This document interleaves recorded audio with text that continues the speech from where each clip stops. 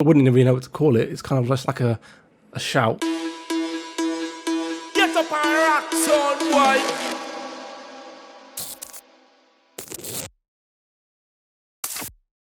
Welcome one and all to The Breakdown.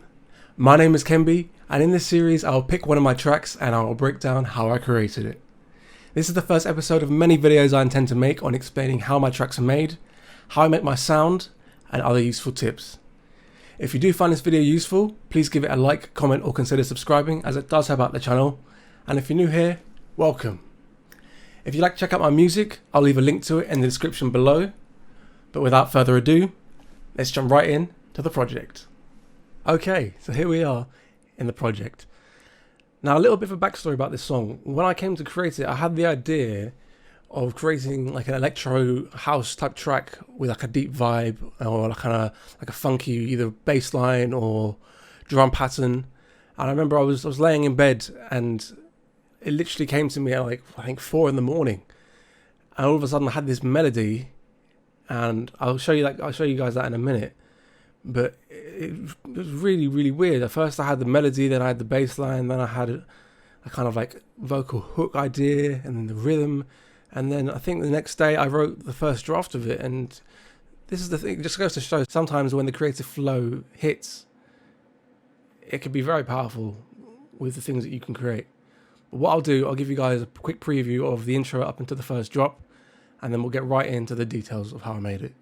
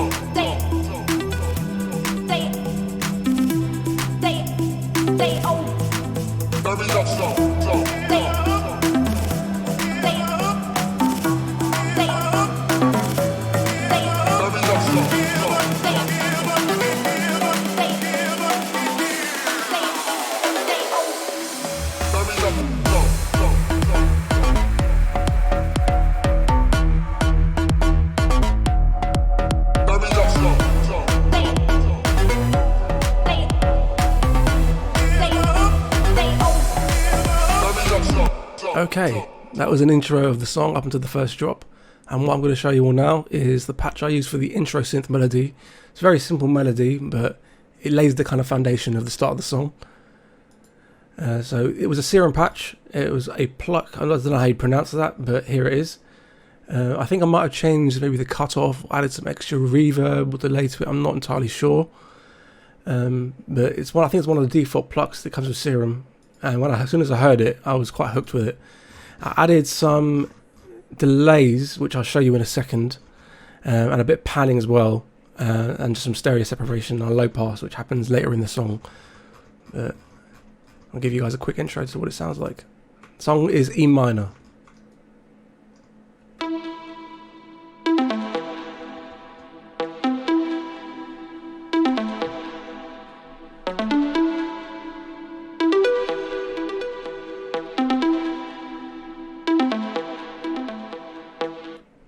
Okay, there you go. There's a little intro of the melody that I use. It's very, very simple, but as I said, it kind of lays the foundation of the song. What I want to show you now is the delays that I used, which you can hear after the first few bars. So this is what they sound like.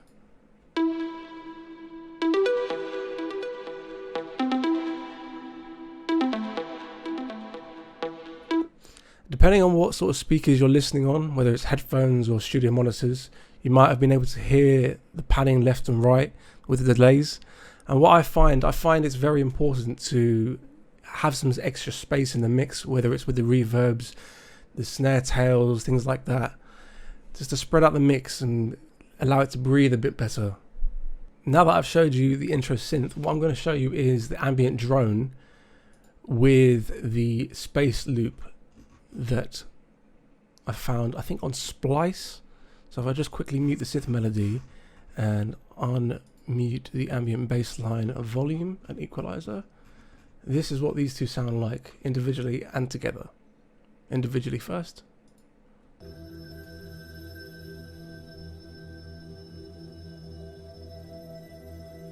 And now the space bass loop.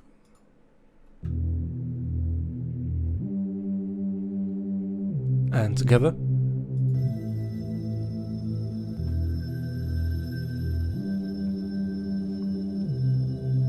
And finally with the synth melody.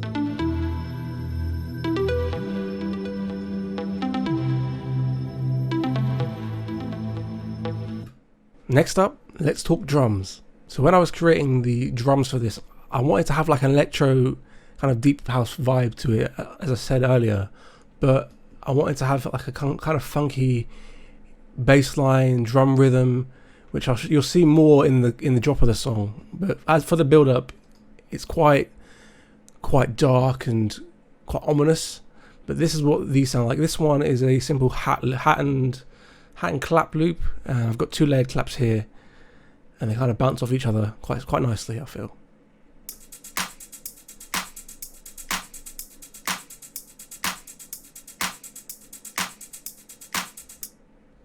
And the same goes for the end here. I wanted to add a little tiny. It's only 1 clap, but I find it adds a little bit of variation for the whole pattern as a whole. It's quite a nice end to it.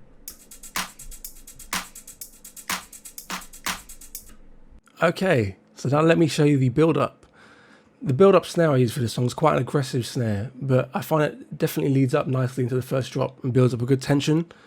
And I'll also show you the rhythmic vocal that I wouldn't even know what to call it. It's kind of just like a shout, but it definitely adds to the rhythmic element of the song, and it's quite a main part of the song as well.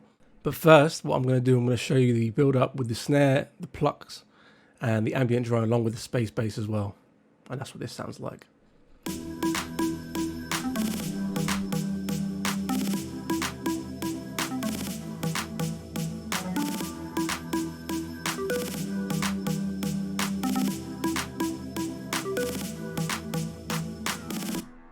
Okay, what I'm going to show you next is the vocal hook and the main hook of the song. I find it adds a good structure to the song. It definitely is the foundation of the song, as it features so heavily throughout the whole song anyway. And you got the main hook just here, which I'll show you in a second. I've taken out some of the elements that I previously just showed you, just so you can hear it a bit clearer.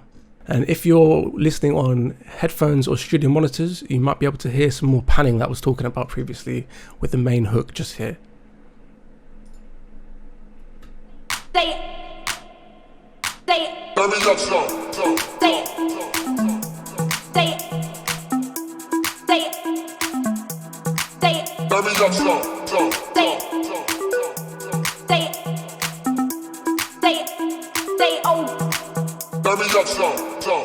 Right, now let's talk bass lines.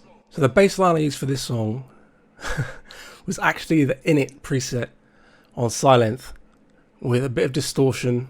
And let's have a look at the mixer. So there's the equalizer for it. I wouldn't say it's the best equalizer, but it did the job for what I needed it to do. There wasn't too many outstanding frequencies in this, I find. Good old sound goodizer as well. On the C setting, about a quarter of the way up.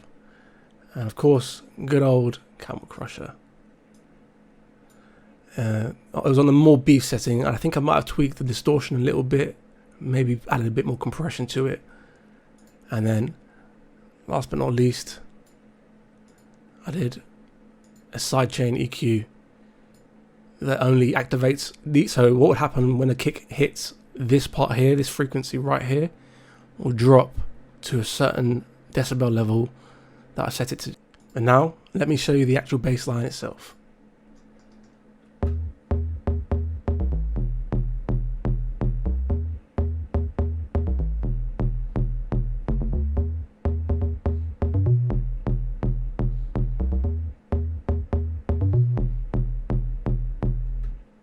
Very simple bass line, but it does the job for this song, especially along with the kick itself, as well as the rhythmic elements like the hats and the claps. Definitely adds a good feel to it. Next, I'm going to show you the bass with the kick. So that's what these two sound like together. The kick isn't the normal 4 to the floor kick. I wanted to have something a bit different. So as you can see here, There's quite a lot of offbeat going on throughout the whole kick pattern. So you've got it just here after the second bar and here after the fourth bar, and then it repeats. And then a slight variation at the end there, where I actually took one of the kicks out and moved it forward a bit, just to add a bit more rhythm to it. I'll play the bass and the kick for you right now.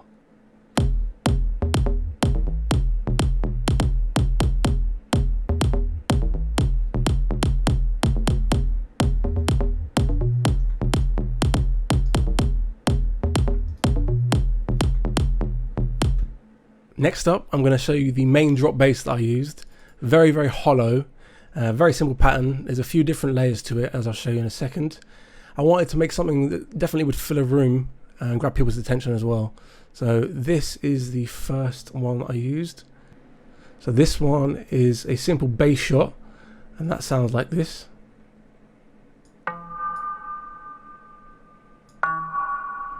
There we go. And the other one is more of like a simple slide sort of patch, but it's another bass shot as well. But this one's got a kind of, as you can see here, the LFO, it actually droops a little bit, and then it kind of tails off at the end there. And there's some effects, bit of distortion, bit of hyper, tiny bit of detune as well. But the mix on it isn't that high; it's just under halfway. A bit of compression, a bit of phase, a bit of phaser, and a bit of reverb to add to the hollowness of it. The third patch I used for the bass was a Future Series Bass 13 by Sound Factory. I might have tweaked some of these settings. I probably took some of the compression off and added my own, and took some of the distortion off, and maybe added some reverb just to make it a bit more hollow. If I go to the mixer, yep, so I added a bit of Camel Crusher, quite compressed, on the more beef setting, and a bit of Sound Goodizer as well, for good measure, on B setting, 3/4 of the way up. And if I go to the EQ that I use for it, so I actually cut quite a few frequencies from this, because I found, especially around the 3 kHz mark, it was quite resonating and quite harsh on the ears as well, especially in headphones. So you've got to be careful with things like that. If you hear certain frequencies, you can use certain comb filters like this and cut some of them. Just make sure you're sparing with them. You don't want to overdo it, otherwise it will just completely kill the sound. I did actually boost some of the frequencies in this one. So this is what this one looks like. I actually took a high pass filter and took off most of the sub at the end there, because you don't really need that, because the actual sub bass I have is doing that for me. I boosted some of the very, very high part of the sub frequencies here at 60 Hz. Took some of the bass out because there's already another bass going on. I wanted to have some room for them to breathe. Some low mids took out so there's no muddiness. And I boosted some of the mids around 900 just for a bit of presence and clarity. And kind of just let the treble tail off, because it's a bass. You're not going to really hear much of that frequency anyway. And the last patch I used for the bass was actually a lead. So it was another Serum from Evo Sounds. I think I added some effects to this one, probably some reverb to make it more hollow. This is what this one sounds like. And I find it added a nice top layer of harmonics, especially with that tinniness that you can hear in the echo. And I find it helped it carry it through the mix, especially in the second half of the drop when it gets quite hectic. But I'll play the whole bass line for you right now.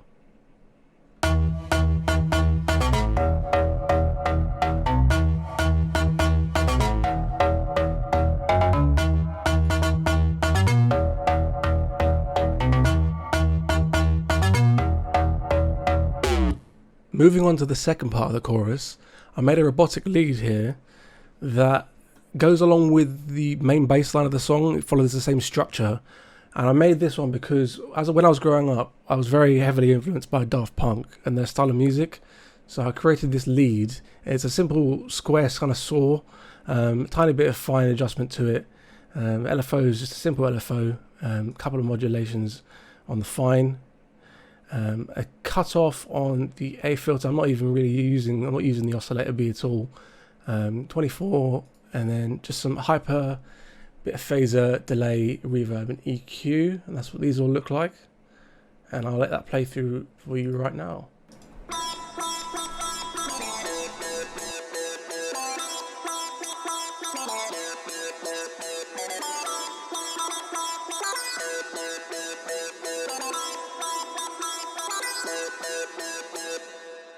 Alright, now moving on to the bridge of the song, I'm going to play you the chord progression that I made for this song, and then I'll show you the synth that I use for it and what settings and what equalizer settings I use as well.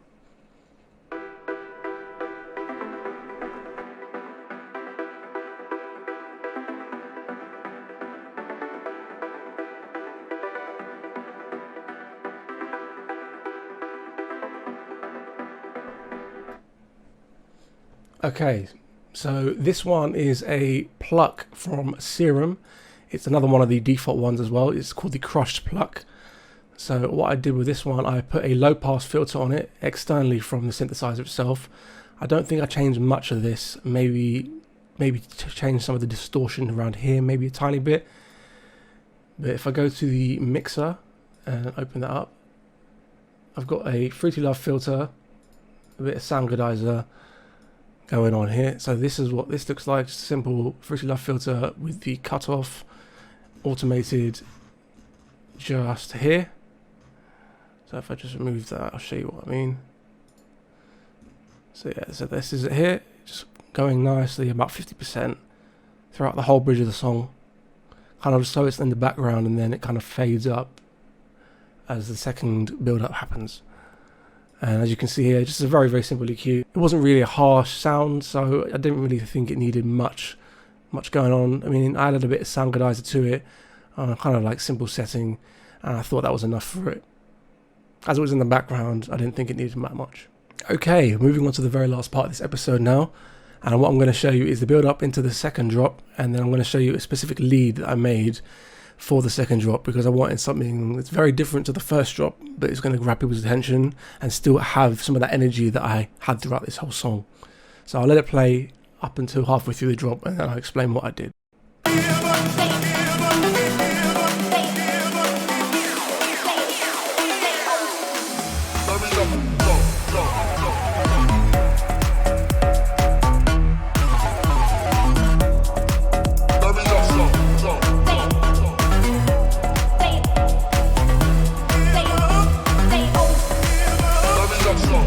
So what I wanted to do for this one, if I just quickly mute the bass lead, I'll show you what I did for this drop.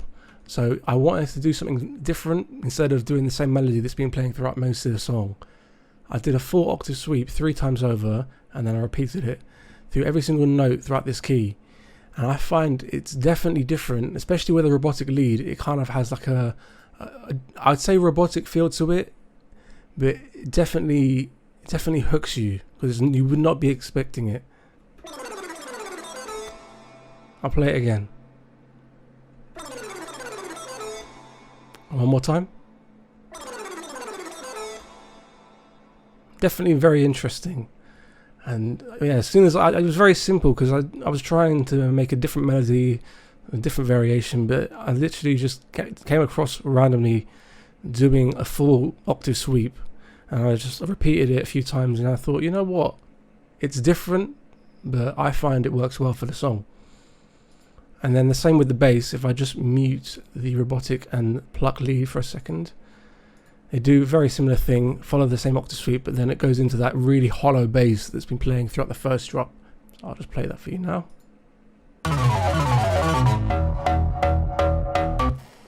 And as you can hear as well, there's a bit of panning going on as well. So when it hits, it's left to right throughout the speakers. Depending on if you're listening on headphones or studio monitors, you might be able to hear this. And I'll play it one more time. Alright everyone, that's episode 1 of the breakdown done. If you did find this video helpful, please do give it a like. And also, if you'd like to see more of this series, please do give me a comment down below and let me know, because I really did enjoy making this video for you all. But other than that, I've been Kenby, and this has been The Breakdown.